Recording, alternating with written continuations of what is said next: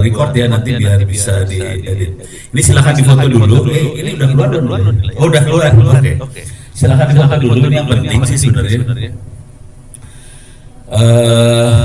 Kalau ada apa-apa ini kontak saya, ada email, ada Twitter, ada YouTube. Oke. Nah yang penting itu 3 URL di atas. Ini semua free ya. Nggak pakai duit, pakai doa aja. Yang paling atas s.id/free OMP ebooks itu buku-buku saya bisa diakses itu semua. Buku maksudnya yang saya tulis bisa diakses itu free. Terutama sekarang lebih banyak ke arah AI sih sebenarnya. Yang kedua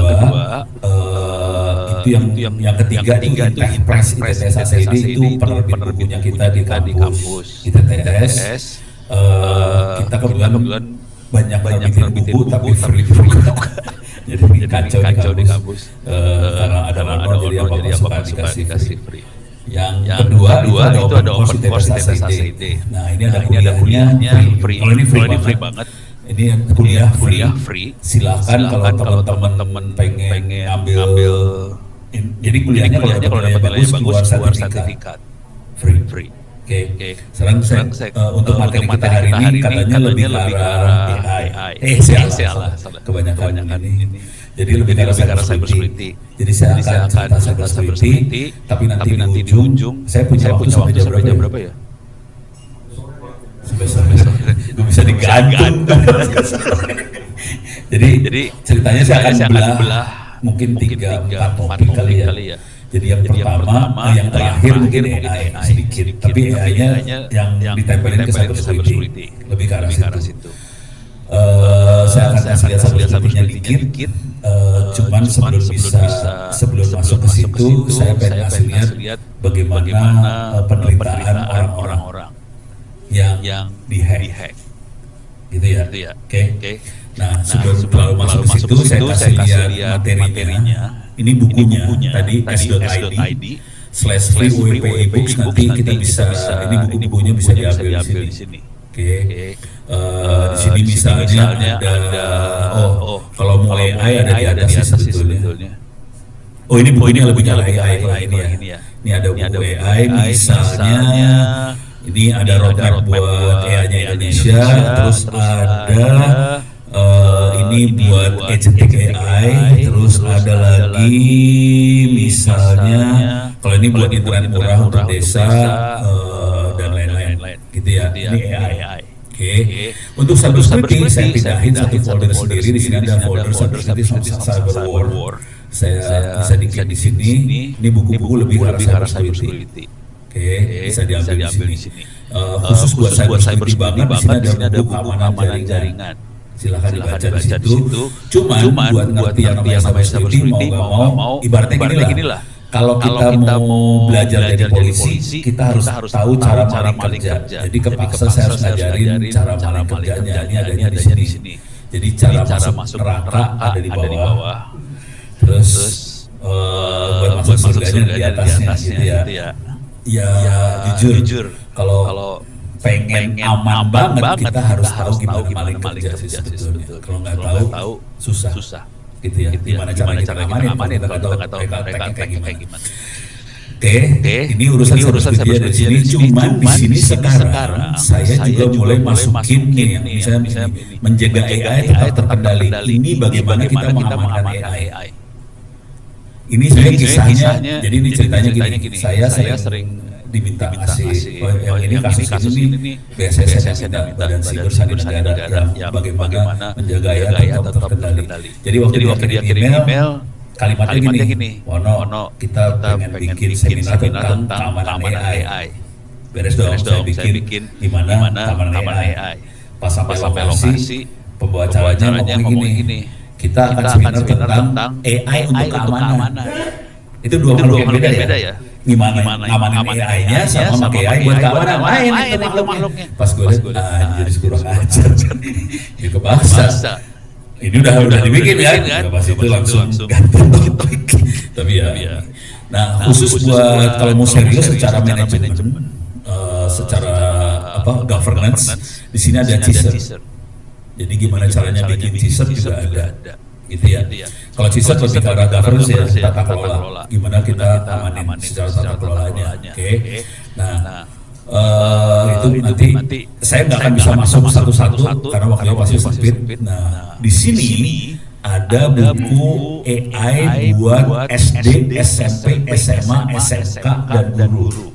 Totalnya ada 23 buku. Ini buat anak-anak Anda yang masih SD, SMP, SMA itu silakan tahu sekolahnya, bukunya ada, bisa dipakai free. Ini jadi masalah sebetulnya karena dinasnya nggak berhasil bikin buku ini. Gitu ya. Anggarannya miliar, tapi belum berhasil. Kita di kampus bikin, kita lepasin free tanggal 17 Agustus 2025 kemarin. Jadi udah kita lepasin free, silahkan dipakai. Supaya bangsa ini pintar. Ini bukunya bukan cara AI loh. Ini bukunya adalah bagaimana cara bikin AI. Mulai dari SD. Jadi SD-nya bukan bikin AI, teknik coding, computational thinking, itu ada dari SD. Ya mudah-mudahan ini nanti bisa jadi fondasi. Sekarang saya akan di sini juga ada yang masalah paling besar yang akan kita hadapi adalah perlindungan data pribadi. Ini ada panduan praktis bagaimana kita comply ke undang-undang PDP.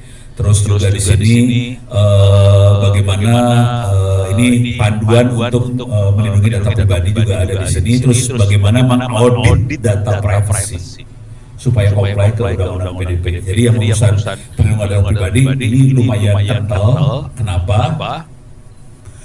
Karena kalau sampai Anda kan pegang data pribadi orang ya di hotel. Udah tahu berapa taruhannya kalau sampai lepas? Ada yang tahu nggak sih? 2% dari revenue. Oke. 2% dari revenue kalau masih selamat ya. Bisa jadi kalau lagi sadis usaha Anda dibekukan. Jadi bisa dibekukan berarti. Jadi kalau saya bocor, nih hotel bisa dibekuin. Dan bahayanya di situ. 2% itu kalau masih oke. Kalau sampai kita tidak salah satu yang tidak comply gini dalam waktu 3 kali 24 jam kita nggak ngasih tahu ke klien bahwa data pribadinya dia bocor. Itu urusannya sekitar 50 M dan penjara 6 tahun. Dan itu tertulis di undang-undang. Jadi compliance ke undang-undang PDP itu penting banget. Ini bukan sekedar cyber security, ini lebih ke arah bagaimana kita mengamankan data. Jadi misalnya gini contoh. Tapi ini susah ya. Contoh database kita itu yang sifatnya data pribadi di fieldnya di encrypt. Jadi udah di level database di encrypt. Terus contoh yang lain misalnya gini, bisa kita ada AI atau AI-nya ChatGPT lah. Oke. Terus ada orang melakukan adversarial attack. Jadi attack dari samping lah kira-kira gitu. Kita pakai prompt query ke ChatGPT. Tahu nanti keluar data-datanya. Nah, jangan sampai data pribadi kita keluar ke AI yang terbuka seperti itu, bisa di-query dari jauh, nanti keluar data yang pribadi tadi. Bisa kayak gitu sih urusannya, gitu ya. Tapi ini sambil saya demoin ya. Oke, udah kebayang ya gambarnya. Jadi saya kasih lihat ininya, hackingnya, terus cyber security-nya sama AI-nya. Mbak Adel, aku diingetin ya. Berapa menit lagi? Lu gila cewek-cewek kayak gini bisa main ChatGPT emang kayak blockchain. Parah. Hah? Parah banget buahnya. Artotnya parah banget. Oke. Sekarang kondisi saya masuk ke sini. Ini udah beres ya? Oke. Course-nya belum saya kasih lihat. Course-nya kayak gini. Anda bisa login di sini. terus nanti bisa masuk ke course-nya. Oke, di sini ada course buat cyber security apa segala macam. Ini saya pakai handphone saya sendiri, nggak pakai ininya hotel ya. Recording in progress. Oh iya. Jadi saya tidak pakai wifi-nya hotel, pakai orang sendiri. Jadi jangan khawatir, saya nggak akan nge-hack hotel. Oke. Ini course-nya. Ini saya kasih lihat dikit aja ya. Ada tentang database, ada big data, cloud computing, computer network, cyber security, ethical hacking, ada IoT, ada internet offline ini yang kita kasih ke sekolah-sekolah. Terus ada internet safety, IP versi 6, forensik dan sebagainya. Oke, ini free, bisa diakses. Sekarang saya kasih lihat cyber security aja dulu dikit. Mana cyber security tadi? Cyber security. Oke, ini dia cyber security. Saya klik. Oke. Buat kasih gambaran ini materi-materinya ada jaringan yang normal saya naikin dulu ke atas. Jadi sini ada versi 6, routing yang advance, terus ada VoIP sama OpenTS yang ini sebetulnya bikin 5G sendiri. Oke. Terus kita bisa ukur segala macam. Jadi ini masih belum sama security, ini masuk jaringan yang advance. Oke. Saya kasih gambaran aja bikin 5G sendiri ya. Ini yang kita bikin sendiri di Tangerang Selatan tanpa izin dari Kominfo. Ini melanggar hukum sih sebenarnya, cuman ya apa boleh buat. Ini salah satu dosanya, biarin aja. Kita akan saya kasih lihat kecepatan 5G yang kita bikin sendiri ya. Ini bikin sendiri loh. Oke. Ini kecepatannya segini. Oke. Speed test. Gitu ya. Sip. Oke. Bisa bikin sendiri. Kalau tukang oprek banget, kira-kira BTS-nya itu modalnya sekitar nggak sampai 50 juta. Satu. Sekedar itu aja BTS punya satu sekitar 500 juta. Satu. Kita seper-10. Gitu ya. Jadi kita bisa sebetulnya. Cuman ini kita tidak diridoi oleh yang punya Republik ya udah apa-apa. Oke. Jadi ini urusan jadi sebelum masuk ke cyber security biasanya saya akan kasih teknik jaringan yang advance. Jadi yang jarang dikasih gitu ya. Terus masuk neraka dulu.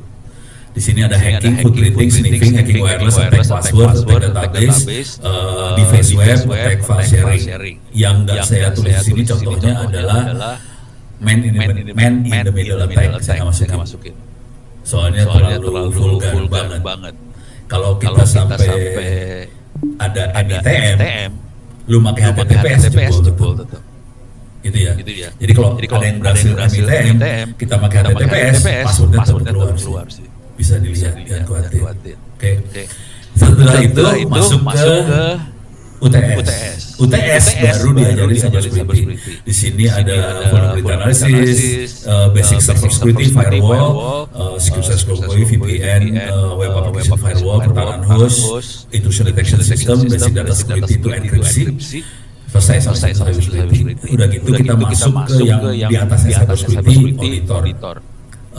Kita bisa sama forensik, ada dua makhluk nih. Information Security Management System itu ISO 27001, satu lagi forensik. Kalau mau boleh jujur, duit yang kencangnya di forensik sih. Teman-teman forensik udah kenal sama ini nggak sih? Ruby Alamsyah? Nggak tahu. Wah. Harus tahu. Iya, gue kasih tahu lah. Ruby Alamsyah. Tahu ya? Tahu ya? No dia nih. Ada beberapa orang ya. Tiga lah. Orang gelonya nih. Ruby, satu lagi Calvin. Nih. Calvin. Kalau Ruby paling senior Ruby. Calvin dia di apa?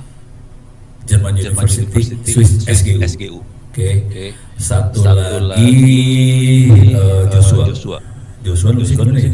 Joshua Sinambela. Ini dia. Nih Ruby dia yang pertama, ahli forensik pertama, dan dia banyak dipakai sama polisi dan sebagainya. Oke. Kalau Calvin dia banyak ke perbankan. Kalau Joshua dia untuk seluler, handphone dan sebagainya. Nah ini hanya bisa dicapai kalau Anda selesaiin semuanya. Jadi yang network advance, terus hacking, terus cybersecurity udah masuk semua, baru bisa masuk ke forensik yang level yang itu. Cuman kalau udah tahu belum sih duitnya berapa per proyek? Jadi sekali forensik itu butuh waktu sekitar semingguan lah. Duitnya itu sekitar 3 digit lah. Tapi kayak gitu nanti kan lu keluar dari Artot, jadi sebaiknya nggak usah. Berapa urusan gue ngajarin enggak. Yang Anda butuhin biasanya yang ini ya, Information Security Management System, itu ISO 27001. Paling gampang adalah cari kami ini dari BSSN ya. Mereka punya indeks kami BSSN gitu. Ini indeks keamanan informasi kami dari BSSN bisa diambil kalau nggak salah di bawah mana ya? Bentuknya file Excel lah. Harus cari lagi gue lupa gue. Pokoknya bentuknya file Excel, tapi ceritanya gini nih. Jadi bentuknya file Excel, bentuknya checklist. Kalau bisa, udah pada diaudit ISO 27001 belum sih? Oh belum. Wah lu belum pernah ngerasain sengsaranya daripada ya. Oke. Tapi ngomong jujur dulu ya. ISO 27001 kalau secara praktisnya itu lebih checklist. Bisa. Apakah gua ada di sini kalau nggak salah. Di file saya ada. Kalau nggak salah ya. Oke, gua menaikkan ke atas dulu ya. Kalau ada pertanyaan saya tolong ini ya. Tolong langsung diinstruksi buat teman-teman yang ada di online, ada 24 orang. Tolong saya di inilah. Oh sorry, salah masuk.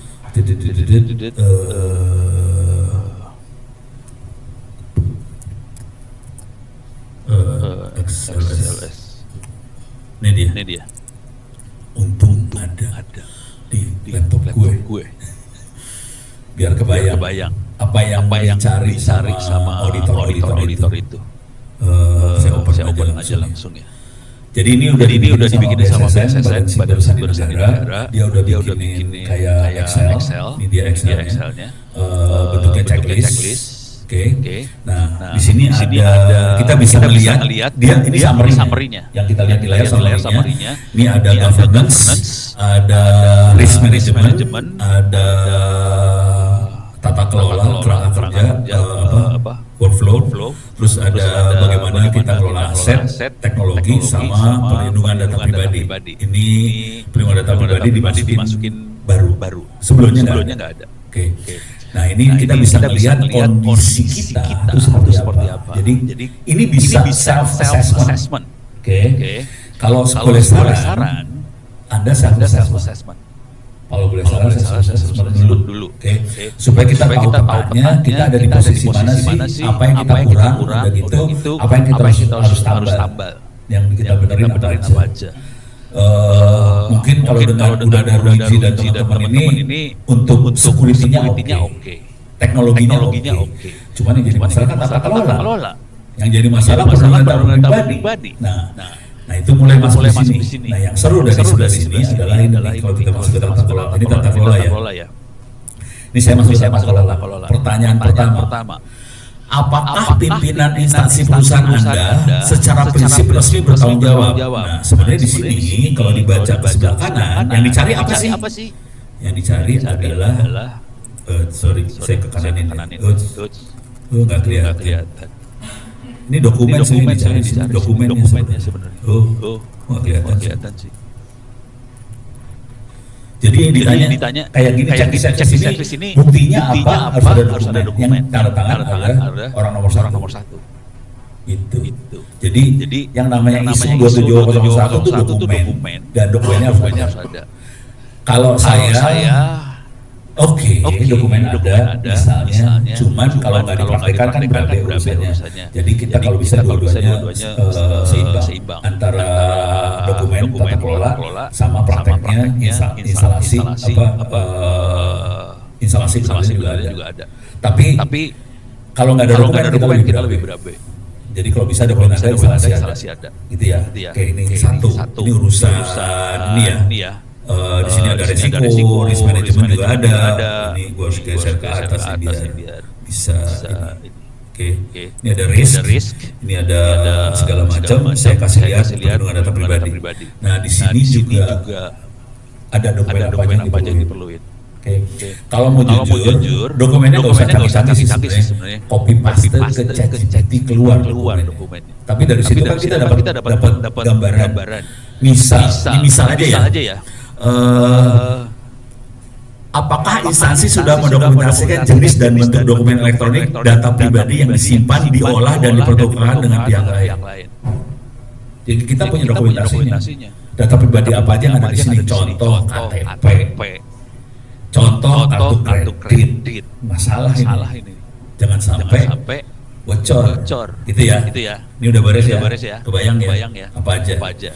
Jadi ini bukan, ini ada tulisan nomor dokumen, nama dokumen, yang tanda tangan siapa, harus ada nih. Kalau di audit beneran, punya. Nih kalau mau boleh jujur terus terang, kalau sampai kita membuka layanan secara online, semua layanan ini harus diaudit sama Kominfo sih sebetulnya.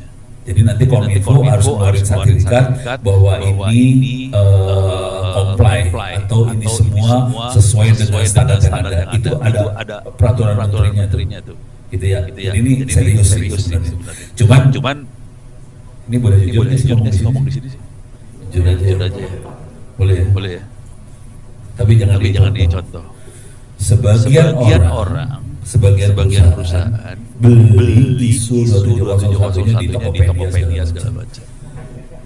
Bisa. Kalau saran saya, kalau saya kayak gitu, tapi jangan.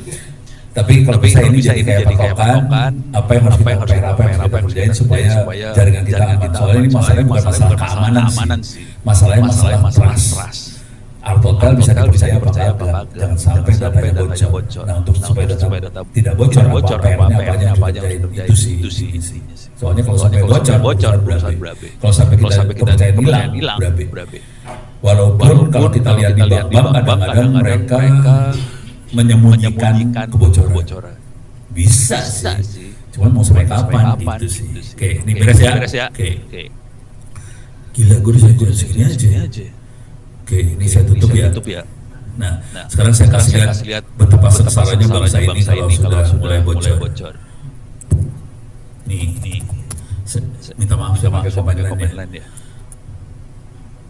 Ini direkam ya. Jadi nanti kalau ada bisa lihat rekaman. Sorry. Saya akan masuk folder namanya retas. Oke. Jadi email sebenarnya banyak sih ada yang kumpul email di sini, ada juga yang pertanyaan yang lewat YouTube dan sebagainya. Kalau mau ngelihat juga bisa masuk channel saya di YouTube, masuk ke YouTube. Di sini ada channel namanya Ono Center. Lihat komen orang-orang. Di sini ada video, masing-masing video ada komennya sih. Bisa dilihat. Yang masuk lewat email. Oke. Ini saya akan perhatiin ininya subjeknya aja ya. Izin melaporkan pencurian Pak. Tolong saya mohon data pribadi saudara saya bisa digunakan. Minta solusi Pak. Mohon bantuan Bapak. Balas cepat. Ini bukan ini jenderal beneran sih. Ini lihat nih di hack orang jahat. Ini penipuan online, SOS dan sebagainya. Ini asli beneran sih. Oke. Kalau ini contoh yang nyerang. Ini contoh yang nyerang. Can I trust you? Itu contoh yang nyerang. Oke. Anda pasti tahu ini bohong ya. Tahu kan bohong ya. baca, bohong kan kelihatan ini, bohong. Kalau kita udah biasa kita tahu itu bohong. Jangan khawatir, guru saya, profesor di Institut Teknologi Bandung dapat email kayak gini, percaya. Dia kehilangan duit sekitar 200 juta. Kayak gini. Oke. Percaya. Dibohongin. Oke. Saya tahu soalnya anaknya gila saya. No. Kenapa? Babi gua ditipu. Investasi sama orang Nigeria gini. Aduh, udah internasional sebenarnya berapa urusannya. Kalau masih lokal masih gampang urusannya internasional. Beres ya. Jadi hampir tiap hari kayak gini saya dan yang gede yang sama saya dapat itu dari orang Indonesia di Jepang. Dia mainan Bitcoin ke Makau. Itu sebenarnya tempat judi ya. Dia beli Bitcoin di Makau. Percaya. Tahu nggak berapa? 1 M kira-kira. Ini nggak bisa dibalikin. Ono, saya kehilangan duit 1 M. Udah kehilangan ngomongin Ono ya. Parah. Itu ya. Jadi ini kira-kira penderitaannya kayak gitu. Nah, khusus untuk hotel biar lu pada stres. Saya kasih dia gampang biar ngomong. Paling gampang masukin aja lah. Kita masukin aja ya. Biar gampang nih. Serangan IT apa saja yang akan diderita oleh hotel. Gitu ya. Gampang kan? Biar lu pada stres sekalian. Ini paling realistis terjadi dan paling berdampak fatal. Oke. Ini cocok banget untuk dipakai untuk materi kuliah studi kasus risk assessment perhotelan. Oke. Ransomware. 1. Oke. Sistem representasi, property management system, server keuangan, dapat langsung cek bubar data tamu ke kunci kalau tidak ransomware ya. Operasi kembali pakai buku sama kertas. Terus data breach tamu, PI itu identifikasi personal ya. Oke. Bocor nama, email, paspor, KTP, nomor kredit, nginap, resikonya undang-undang PDP, denda besar, tamu hancur, sumber bocornya, database, jebol, API, booking engine, API. Kalau kita ngomong sama semua kan, sampai jebol, terparti sih, pihak ketiga. Oke, itu urusannya. Terus yang lain lagi adalah payment, pos, segala macam. Oke, pencurian kredit, cashback massal, investasi masalah. Terus wifi hotel disalahgunakan, password tamu rumah dan sebagainya. Wifi hotel. Oke, saya akan cerita dikit aja masing-masing ya. Kontak over staff admin. Oke, ini banyak banget sih. Ini bejibun sih sebenarnya, tapi saya akan cerita dikit aja. Oke. Paling gampang wifi dulu lah. Mana tadi wifi ya? Paling gampang. Makanya saya tidak pakai wifi hotel ini. Tahu diri. Ini teknik nyerang. Gimana caranya kita nyerang wifi hotel? Saya berani taruhan hotel Anda pasti di password wifi-nya. Oke. Bisa diserang nggak? Bisa. Cara nyerangnya gimana? Cara nyerangnya itu gini. Teknik yang paling geblek ya. Teknik paling geblek adalah kita masuk ke GitHub aja. Masuk ke GitHub ya. Oke. Pakai wifi di out. Di out itu kalau kita login authentication kan. Kalau di off adalah kita logout-in, mengelogotin orang. Nih, jadi ada wifi buat di authentication-nya ada. Oke. Ini berarti pakai ESP8266. Kalau tahu ESP8266 makhluknya kayak gini nih. ESP 8266. Oke. Nih bentuknya chip. Oke, ada wifi-nya. Harganya berapa? Ya, harganya 33.000 men. 35.000 lah. Sama ongkir 50.000 lah sama ongkir sama. Ya. Terbeli kan? Jangan khawatir. Ini source-nya ada nih tadi. Ini source-nya ada. Oke, jadi kita ambil source-nya. Kita beli 55 perak. Oke, di burn, masukin ke chip tadi, nyalain di hotel. Nyala, hajar wifi. Mudah-mudahan nanti ada solusi ya. Pakai doa. Pak Wito stres di sini. Si Ono kurang ajar banget. Sorry Pak Wito. Gue ngajarin aja sekalian biar pada tahu. Jadi kita pakai di chip ini jalanin. Jadi yang terjadi kalau secara manual kira-kira yang kita lakukan ini, saya akan pakai Kali Linux. Berapa orang yang pakai Kali Linux di ruangan ini? Serius nggak ada? Satu. Udah lama. Gila nih dua ahli surga semua. Ya, sudah semua masuk surga jangan kayak gue. Nih kalau buat yang tahu Kali Linux tuh kayak gini. Ini ada laptop ini juga ada sih, cuma ini jadi kacau. Ini kalau misalnya gini ya. Ini dikasih operasi tapi nanti menu-menunya nyerang gitu ya. Nah, kalau kita pakai Kali Linux saya akan sadap si wifi-nya. Makanya gue nggak berani gue pakai wifi lu. Saya akan sadap. Kita akan lihat. Oke. Klien wifi ini ada sekian. Nanti kita pakai off-nya tadi. Kita bikin supaya si klien tadi putus, lock out dari wifi. Diputusin sama kita. Kalau putus wifi-nya dia berusaha lagi dong. Kasih lagi. Kasih perusahaan. Konsumsi lokasi dia kasih dia password walaupun di encrypt ya passwordnya. Tapi kita dapat paket autentikasinya. Paket itu ditambah sama Kali Linux tadi. Nah, udah dapat paket Kali Linux tadi banyak. Paketnya nanti kita berusaha ngejebolin dengan pakai apa ya? Logika begini lah. Kita nggak bisa buka enkripsinya. Terlalu susah buat buka enkripsi. Nanti kita compare password yang ini, misalnya 1234556 sama kita encrypt, enkripsinya sama nggak? Jadi kita compare enkripsi sih sebetulnya. Gitu ya. Jadi kita compare 1234556 jebol nggak? Ada kata-kata hardware-nya jebol nggak? Sampai jebol. Nah, makanya passwordnya harus panjang.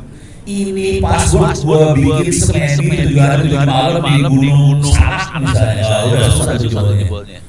Yang kedua susah jebolnya lagi kalau passwordnya ada spasi. Itu susah jebolnya.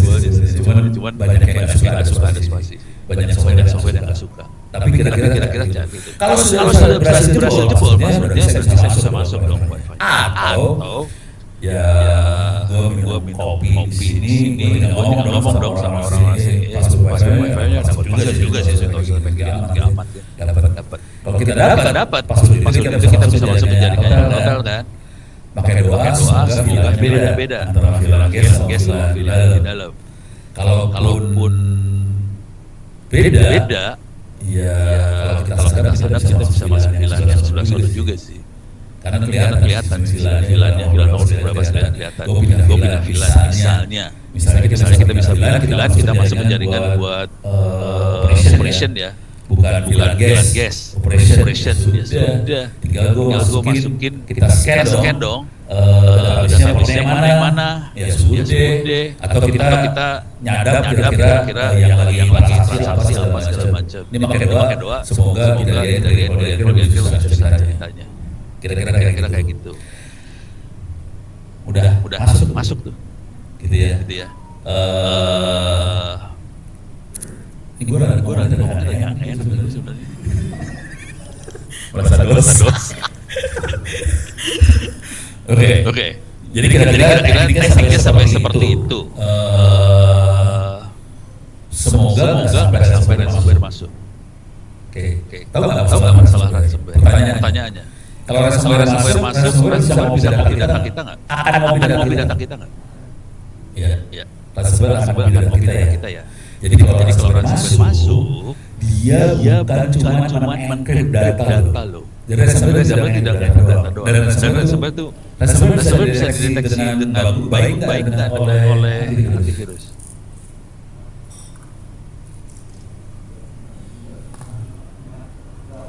Susah ya. Jadi yang bisa deteksi AI, karena dia lihat klasifikasi sebetulnya. Jadi lihat pola ini ya, pola source code, pola exchange-nya seperti apa, dan dia bisa deteksi itu. Jadi kalau pakai antivirus, kan antivirus biasanya backup table. Kalau binnya 10111 virus apa, ini virus apa, ransomware karena dia encrypt nggak bisa dideteksi biasa, kita harus pakai AI buat deteksi. Konsekuensi terjadi supaya aman biasanya kita backup. Cuma backupnya kasih deteksi virus lagi supaya aman. Gitu ya. Sorry. Di deteksi AI juga supaya aman. Nah, kejadiannya kalau sampai ransomware masuk, sebenarnya kejadian ransomware masuk, dia biasanya akan ngupload data kita ke internet, ke hackernya. Setelah itu di-upload semuanya baru data kita di-encrypt. Jadi data kita di-encrypt sesudah di-upload. Jadi konsekuensi terjadi si hacker itu akan punya copy data kita. Terus nanti ransomware-nya akan minta ransom kan? Minta kita supaya bayar. Pertanyaannya, kalau kita bayar, terus data yang hacker lah. Datanya kan dijual sih. Jadi sebenarnya sampai ransomware, lu bayar juga masih cuma sebetulnya. Karena data kita udah hilang. Jadi sebaiknya jangan sampai ransomware masuk aja udah. Kalau nggak kacau. Jadi kayak kemarin data nasional punyanya Kominfo jebol hancur. Ya udah data kita udah hilang sebetulnya. Ambil. Nah ini kalau kita masuk ke dark web, hampir setiap 2 hari sekali lah data kita jebol. Kalau ransomware hampir sebulan sekali ada yang jebol, tapi nggak masuk berita ya. Jadi kita masuknya ke dark web. Kalau dark web kelihatan jebol siapa. Cuman kalau nggak fokus kepala, ya dark webnya gampang masuk ke sini. Cuma pakai duit nih. Ini anak-anak Bandung yang bikin, anak-anak master. Ini darah itu kita bisa lebih gampang kalau pernah pada masuk dark web belum ya? Pakai Tor gitu. Iya, orang Alex semua. Parah banget. Ini kalau saya masuk saya pakai Pro, cuman saya udah lagi bayar nih. Jadi gue nggak bisa dapat informasi. Ini gila aplikasinya parah banget dia pakai faktor autentikasi. Dan gue akan masuk ya, gue akan cerita aja bentuknya kayak gimana. Gue harus bikin faktor autentikasi gue masukin dulu nih. Skip. Mana dia? Biasanya akan berubahnya angkanya 583 061. Oke. Cuman ini gue lagi nggak apa sih namanya? Langganan gue lagi nggak bayar. Jadi nggak bisa. Tapi kira-kira gini lah. Saya bisa masuk ke dark web. Oke. Ini masuk ke dark web sini. Oke. Di sini kita bisa melihat, kita bisa monitor data-data punya perusahaan mana aja. Jadi saya lagi nggak bisa, lagi nggak bayar. Oke. Kita masukin keywordnya misalnya hanya Komdigi, punya Indonesia, punya Singapura. Tapi saya lagi nggak bayar, jadi saya bisa lihat nih. Ini history juga kosong sekarang. Saya lagi history nggak ada kosong. Oke. Tapi kita bisa lihat di sini ransomware activity-nya kayak gimana kita lihat. Tapi secara umum kira-kira hampir setiap 2 hari sekali ada yang jebol. Data jebol. Oke, jebol. Gimana mereka bisa tahu data jebol? Caranya adalah hacker data dia taruh di dark web. Oke, Udah gitu dijual maksudnya jadi monitor sama radar ini. Kalau yang ransomware itu kelihatan juga sama web kita bisa lihat aktivitasnya rata-rata sebulan sekali lah jebolnya gitu. Dan itu datanya ngambil dan khawatir. Jangan sampai kalau sarannya gini deh, kalau mau buat hotel ya. Di sini ada stealer lock. Stealer itu Trojan di Windows. Bisa nggak stealer lock? Dia Trojan di Windows.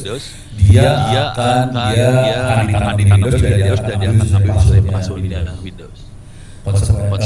Username, password email dan sebagainya yang ada di Windows itu. Konsekuensinya kalau ada usernya punya hotel yang pakai Windows begitu kena stealer tadi username password segala macam keambil ke Trojan tadi. Nah itu akan monitor di sini. Jadi keywordnya bisa di sini. Tapi ini saya nggak bisa kerjain ya. R tel gitu. Saya nggak bisa sekarang soalnya kuota gua habis. Mudah-mudahan jalan. Ini kuota lagi habis kecuali si Pringgo berbaikan sama nggak bisa nih. Udah baik hati sama gue. Oh anjir. Gue belum dapet. Nih. Dapet ada. Ini tantangan buat Ruiji. Ini kesalahan bukan di Ruiji ya, ini kesalahan bukan di Ruiji. Ini kenanya di komputer pena yang nginep. Jadi komputer yang nginep, dia pakai videonya videonya lapor ke sini. Si Ruiji-nya sih dia pakai password macam-macam. Tapi kenapa komputer pena kan? Punya kepala ada lu. Ini keluar. Hati-hati. Ini di masking ya. Tapi kalau kita ngobrol sama anak-anak radar sih, jadinya keluar. Minta dong. Bisa masuk apa? Jadi luar. Gue kayak ngomong kayak gini. Ini kalau beneran ya udah. Kondisi kayak gini ya saudara. Oke. Ini kira-kira kayak gini ya. Gue punya waktu berapa lama lagi? 5 menit lagi. Anjir, 5 menit lagi. Jadi nanti yang attack-nya udah kelihatan ya. Saya sebelumnya, saya akan overview video-videonya aja kira-kira. Jadi kita akan nanti sarannya segini lah. Ini saya yakin ada semua di Ruiji ada semua ya. Full analysis. Kalau full analysis lebih pentestnya ya. Jadi lebih orang-orangnya. Basic security itu encryption dan teman-temannya. Firewall ada. Social security ada. VPN ada. Pasti web application firewall. Gue agak tahu di soalnya di server. Oke, di Ruiji-nya apa provide atau enggak, tapi kalau server ini ada. Oke, biasanya kalau kita mau source bisa pakai mode security sih. Bisa. Terus host itu kira-kira gini. Cara berpikir host gini kira-kira. Kita harus bikin si server kita. Kalaupun ada hacker masuk, jangan sampai servernya kolaps. Itu dan kita bisa deteksi dengan kondisi yang ada di dalam ya. Kita bisa deteksi. Contohnya gini, kalau sampai ada konfigurasi berubah, dia langsung kasih alert ke kita sebagai user, kalau konfigurasi berubah. Gitu. Tapi kita punya backupnya, kita bisa restore. Gitu ya. Itu pertama kira-kira gitu. Yang Intrusion Detection System ini punya masalah besar. Ini ada dua. Sekarang ini kebasis dua sebenarnya. Yang satu yang kayak antivirus sama aja ya. Kalau antivirus kan kita mendeteksi virus dari tabel. Kalau dia Excel-nya kayak gini, virus apa. Tapi itu tidak perlu untuk ransomware yang di. Nah ini juga sama sistem yang awalnya intrusion detection system yang awal itu tabel. Kalau ada paket ini ada payload ini attack. Kalau payloadnya HTTPS, payload enkripsi, intrusion detection system yang dari dulu nggak bisa. Nah kita harus merubah intrusion detection system pakai AI supaya dia bisa melihat perilaku. Kalau perilakunya seperti ini kayaknya attack. AI banget. Sebagian dari ideas yang ada sudah mulai ke arah situ. Pakai AI, gitu ya. Jadi ini penggunaan AI buat security. Nanti biar Pak Wito ada cerita yang ini untuk uji kayak gimana. Karena kalau security ideas yang normal, oke. Tapi kalau udah advance harus pakai AI. Gitu ya. Kalau jujur saya kemarin membimbing S3 sih di Malaysia untuk bisa bikin yang ini. Gitu. Jadi ini jadi topik-topik penelitian hari ini lebih ke arah situ. Kalau bisa lu pakai fasilitas hotel buat penelitian juga, bisa S2, S3. Gitu. Ini Pak Wito udah ketawa aja. Basic security kira-kira kayak gini. Ini encryption ya. Oke. Saya akan gini lah. Ini gue pakai email saya ya. Di sini nggak saya aktifin. Saya harus dulu berarti. Lupa gue nggak. Tapi di sini gue cerita aja ya. Kalau saya aktifin ini kalau kondisi seperti ini saya bisa disadap dengan mudah. Tapi kalau saya aktifin gedung publiknya, GPG-nya dia, saya bisa encrypt dia dan semua bisa dibaca. Nah ini yang basic data security kira-kira gitu. Seringkali kalau contoh yang paling sederhana gini lah. Kalau kita pengen file yang aman kasih password. Bisa dijebol, bisa di brute force. Tapi kalau kita yang pakai enkripsi, yang baca cuma satu orang. Gak bisa pakai password, susah jebol. Jadi mainnya kayak gitu sih. Gitu ya. Ini kalau di demo ceritanya. Oke. Ini udah. Nah, sisanya yang forensik sama ini yang tadi. Oke. Sekarang untuk keamanan, gue berapa menit lagi? 10 menit lagi. Oke. Hah? 13. Oh, dikasih bonus. Oke. Saya akan masuk ke keamanan AI ya. Keamanan tapi pakai AI. Saya akan masuk. Ini bukunya baru selesai minggu lalu. Ini kebetulan saya harus kasih kuliah keamanan informasi. Saya ganti ini dulu ya. Ganti akun. Saking maklum, pakai Google Drive 15 giga satu akun. Jadi akun supaya banyak giga. Nah di sini ada keamanan informasi sama AI. Ini belum saya taruh di yang S.id yang free tadi. Ini buat saya gambar aja gimana kita ngaman informasi dan ngaman AI itu juga. Oke. Ini bisa gue gedein ya. Kelihatan kan ya? Kekecilan ini. Oh ini gue ada di sini aja dah. 150 kali. Oke. Kegedean ya. Oke. Saya lihat dari definisi aja ya biar cepat ya. Oke. Kalau CIA pada informasi ini udah tahu saya terangin. Ini kita identifikasi aset dan aset namanya apa aja. Ini kuliah yang ini ada di open course tadi. Kalau ada enroll nanti kuliah itu akan kelihatan.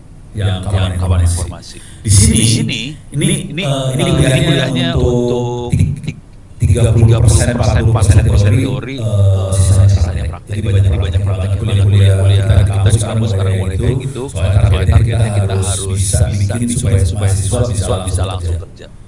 Jadi nggak teori doang. Oke. Nah ini misalnya bagaimana kita aset, kita ancaman segala macam ini bentuknya biasa. Terus kita manajemen risiko sama threat. Oke. Terus di sini kita list ini masih teori doang ya. Masuk bagaimana kita identifikasi ini langkah yang harus dilakukan. Oke. Sekarang saya akan mulai masuk ke kriptografi. Ini tadi yang saya ceritain pakai email. Itu diajarin. Ini kriptografi praktis. Kalau dilihat di sini kita pakai di bawah ini kita pakai gedung hijau. Oke. Ini perlu banget sebenarnya buat kita saling. Jadi kalau kita pakai keamanan seperti ini kita kasih. Ini yang ngirim-ngirim nih orang benar kalau ini transaksi dari tiket.com benar atau bukan? Kalau bukan, putusin. Jadi ini perlu banget. Dan waktu ngirim yang boleh baca cuman admin Artotel aja, yang lain nggak bisa. Harus seperti itu.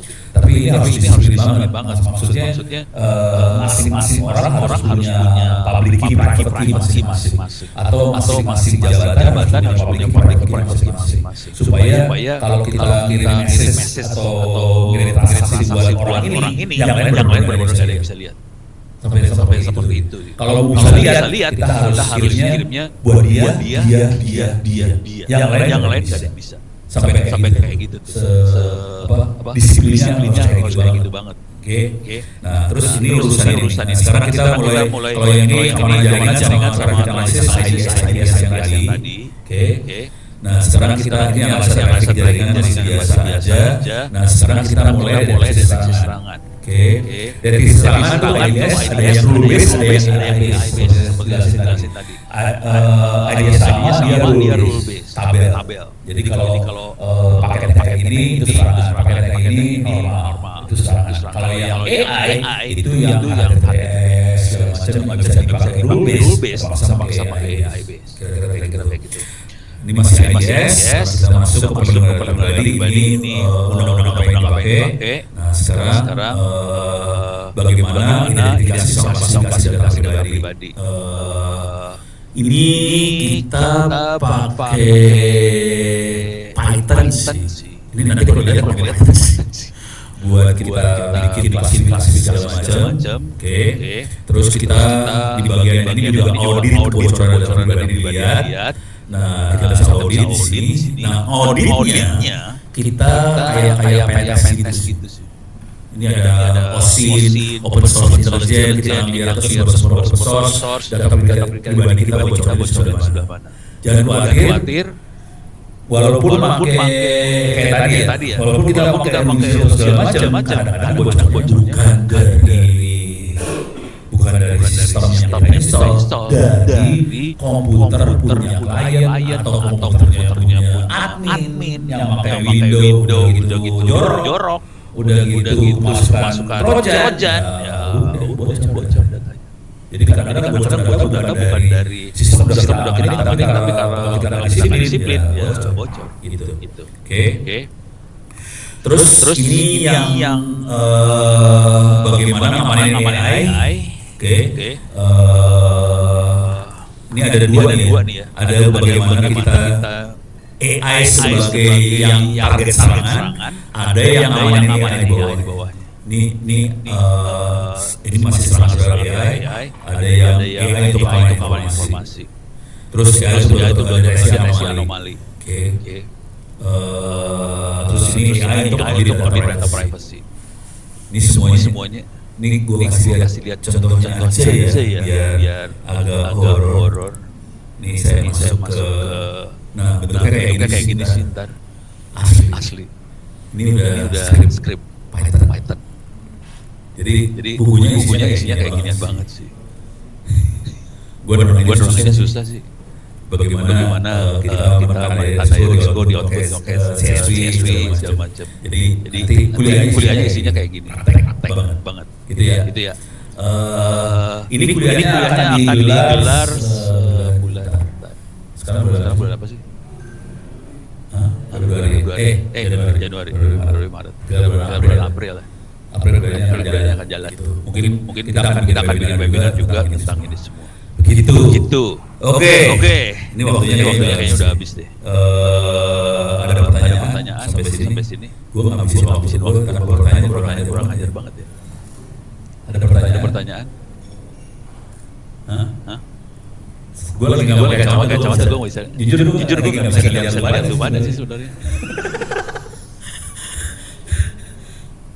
Aman? Kan ada yang mau bertanya, silakan. Pak Wito nggak apa-apa ya tadi gue ngomong kayak gitu ya. Nggak apa-apa. Masih lain. Tidak membuat. Oh, silakan Pak.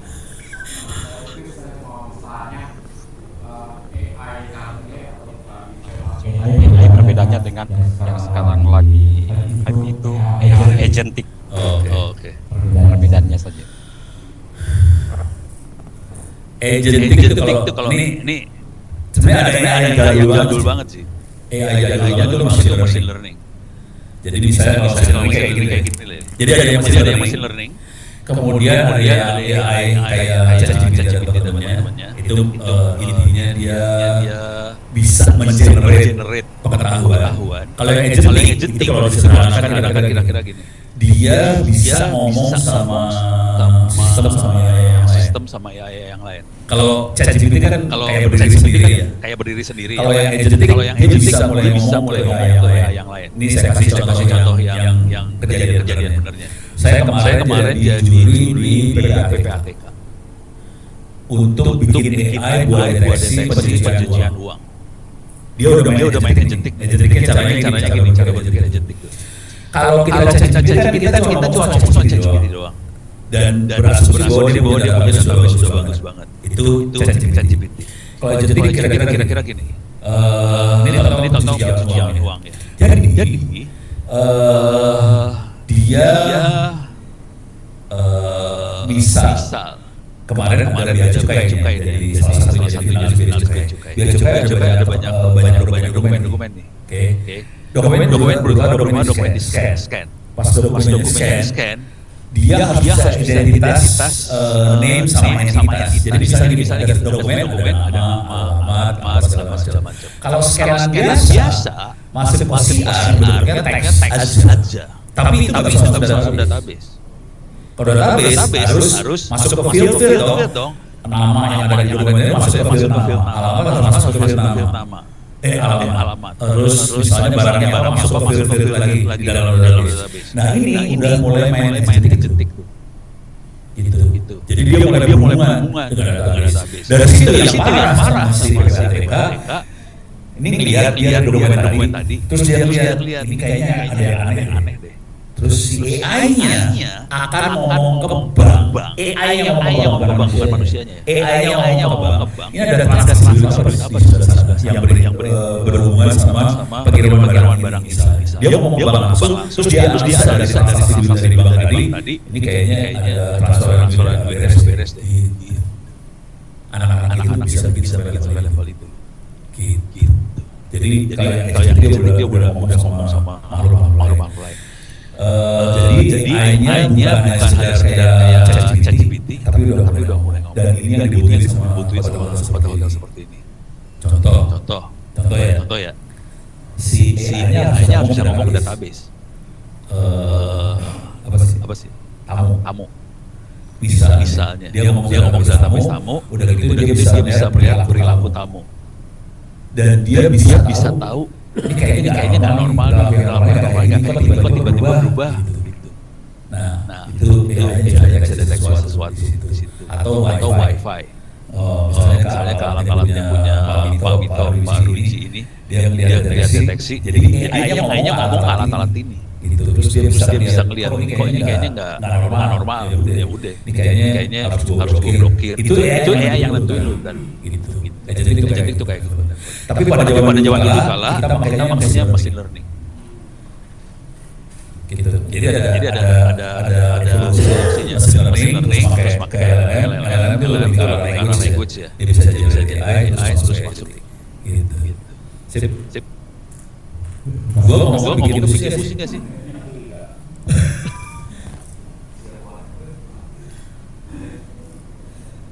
Oke, mic gue. Iya.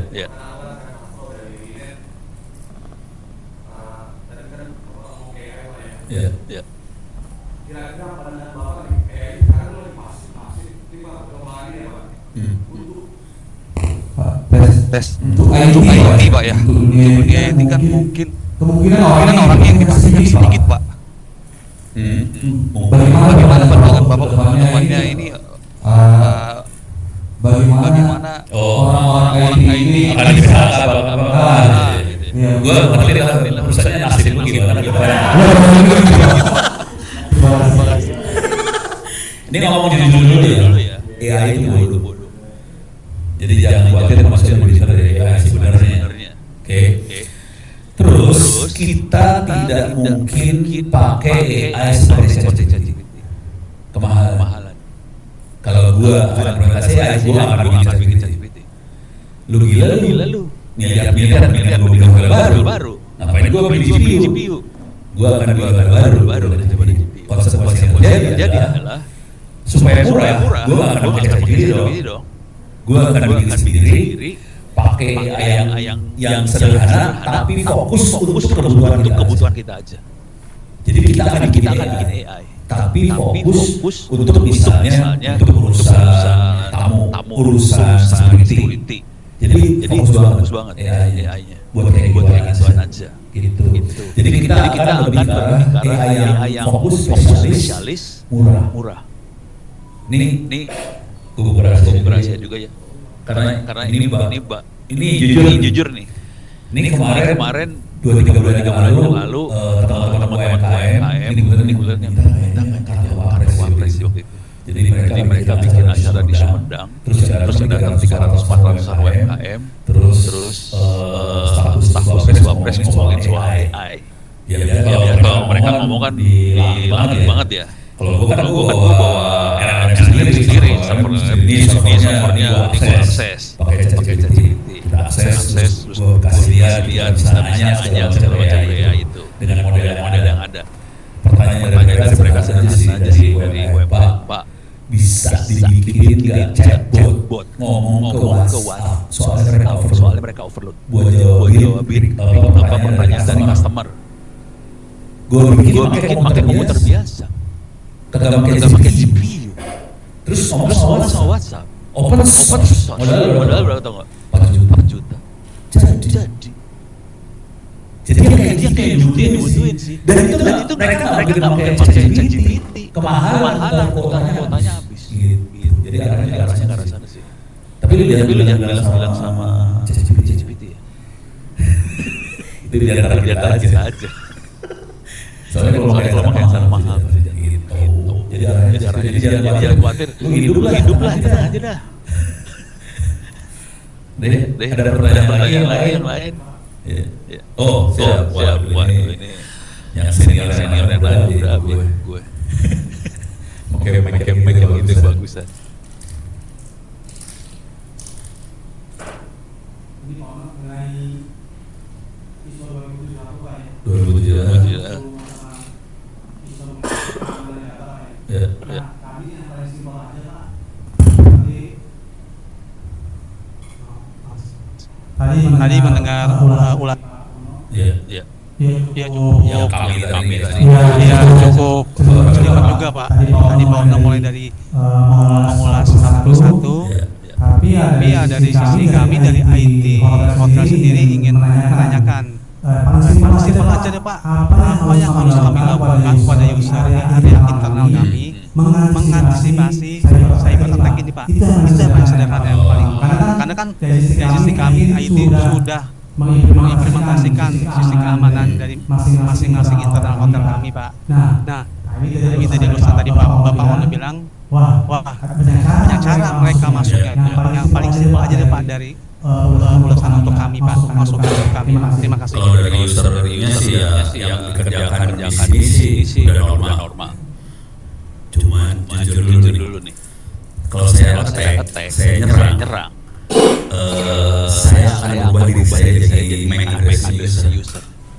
Nah ini jadi tekanan ke Pak Gito dan teman-temannya nih, supaya dia bisa deteksi bahwa ini MAC address-nya sama atau maksudnya legitimate atau enggak. Ini ada. Kita bisa merubah MAC address gampang loh. Maksudnya gini. Nggak usah. Pokoknya kita bisa merubah jadi praktek gue. Jadi kita bisa berubah. Saya bisa merubah MAC address laptop saya dengan kalau Linux bisa. Kalau Linux itu kacau di tempat dia. Itu aja sih. Jadi kalau dari user biasanya user password. Terus kalau global passwordnya rada panjang. Coba eksperimen dulu pakai spasi enggak? Soalnya kalau pakai spasi itu menjebolin passwordnya susah. Coba dia eksperimen pakai spasi. gitu. Tapi nanti Pak Wita yang bisa nggak pakai spasi, gue nggak tahu. Kalau gue pakai spasi soal gitu.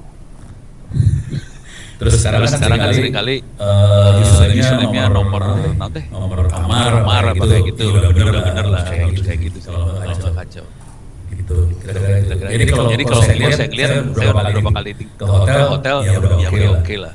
Cuman yang masalah yang terakhir brengsek sih. Kalau yang jarang jago gitu. Kalau kayak Ono kan biasanya nggak nyerah, saya cuma ngomong soal itu kasih gue password udah kasih sama dia. Dia tahu sih Ono jahat. Gitu sih. Tapi kalau mau ngobrol sih cek di sini aja sih. Cek di Twitter tambahan. Gitu ya Pak ya. Sip. TPN banyak nih. Abis ada lagi atau? Sama masih ada pertanyaan? Sampai 3 sore gitu. Enggak. Kasih orang Singapura. Kayaknya sudah cukup. Kalau ada apa-apa silakan. Ini tadi ya. Ada lagi. Ini gue balikin sinilah. Pertanyaan. Wah, Patri. Oh, ntar habis gue kirim ke Patri ya? Habis ya Pak. Baik. 500 giga. Isinya buku semua Pak. Hacking, terus sama AI. Oke, baik. Saya juga berdiri Pak ya, pertanyaan terakhir. Siap. Saya coba kasih dua perspektif pertanyaannya. Saya coba. Tadi kalau tadi ada pertanyaan dari perspektifnya sisi hotel, keamanan. IT hotel bagaimana caranya untuk memberikan keamanan secara security ya, baik dari network user atau apa tadi, apa yang kita inginkan kan keamanan untuk dari si hotelnya sendiri. Saya coba tadinya di bawah itu atau kasihan dia hidup, tapi dia masih keberagaman. Nah, perspektif selanjutnya ada lagi nih Pak Ono. Mungkin ini juga kita pengen dapat insight dari Pak Ono. Kalau perspektif dari sisi tamu, dari sisi guest, I mean tamu ini kan bayar ya di hotel, dia bayar, dia ingin mendapatkan pelayanan yang spesial. Jadi dia tidak mau diribetkan dengan even user password, dan mereka tidak mau diribetkan. Nah, bagaimana kita dari sisi tengah-tengah sebagai orang hotel, operator, memberikan dari satu sisi kita bisa menjaga keamanan, di satu sisi memberikan servis yang tamu bisa sudah bayar lah istilahnya, kurang lebih kayak gitu Pak. Boleh kita diberikan misalnya, mungkin nanti ada tambahan juga dari Pak Wito, mungkin boleh. Terima kasih. Kalau saya cara berpikir saya kira-kira gini.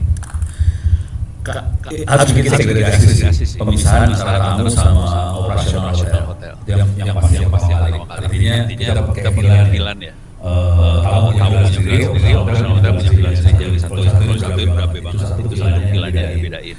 Terus kita harus kasih tahu ke tamunya, kasih tahu paling jelek kasih tahu ya. Kalau paling bagus pakai password, kasih tahu pakai apa? Flash screen atau apa gini ya, pas login Anda kayak gini, nggak boleh ini. Dikasih tahu. Jadi dia aware hotelnya monitor dia loh. Jangan masuk sini udah gitu langsung senang jidat gitu. Kalaupun nggak pakai password ada kasih tahunya dulu. Yang agak fatal buat saya itu saya akan batasin dia portnya terutama. Sama kita bisa batasin destination ya. Misalnya kalau jahat, walaupun saya suka sebel banget, saya cuma dikasih akses ke port 810 sama 443 doang deh. Sisanya ditutup. Terus misalnya saya nggak bisa masuk situs ini karena ada dari daftarnya punya Kominfo itu kan, dia punya daftar tuh yang trust apa namanya, trust dia gitulah, trust positif. Daftar yang nggak boleh diakses di mana, dan punya daftar kayak gitu. Cuma itu kalau dipasang firewallnya kasihan sih sebetulnya. Biasanya kita mainnya ke DNS. Jadi DNS ini terus kita arahin supaya kalau DNS harus pakai DNS yang punya ISP, jangan pakai VPN. Kira-kira. Jadi oke, kalau mau dilepasin oke, tapi kita batasin habis. Di portnya lah, segala macam batasi. gitu. Nah, PR banget buat dia nanti gimana caranya ngebatasin tapi masih lancar. Kalau ono ngamuk sih soalnya kalau dibatasin. Gila lu gak bisa ngepop. Gimana gak bisa gua ngepop. SMP gak bisa gua ambil lah gitu ya. Gua ngamukin di situ. Pakai HP sendiri. Gua di hotel juga pakai HP sendiri akhirnya. Gitu ya Pak ya. Oke, terima kasih. Wadel, gila lu. Orang cakep bisa Bitcoin. Oke, terima kasih Pak Ono untuk pujiannya. Oke, mari kita tepuk tangan apresiasi kepada Pak Ono yang telah menyampaikan materi dan insight yang sungguh menarik bagi kita semua. Kiranya